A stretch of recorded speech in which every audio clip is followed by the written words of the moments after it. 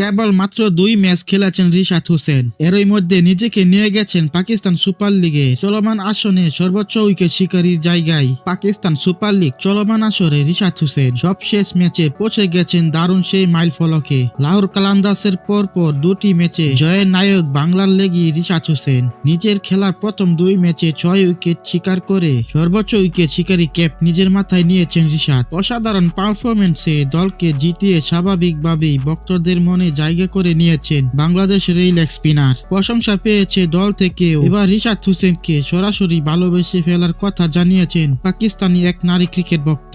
Stadium থেকে বেরিয়ে রিশাদ হোসেনের প্রশংসায় পঞ্চমুখ সেই পাক নারী। এ সময় রিশাদকে ভালোবেসে ফেলার কথা জানিয়েছে তিনি। মূলত রিশাদ হোসেনের চমৎকার বোলিং পারফরমেন্সে মুগ্ধ তারা। লাহোর কালান্দার্সের হয়ে টুর্নামেন্টটা দারুণভাবে রাঙাচ্ছেন রিশাদ হোসেন।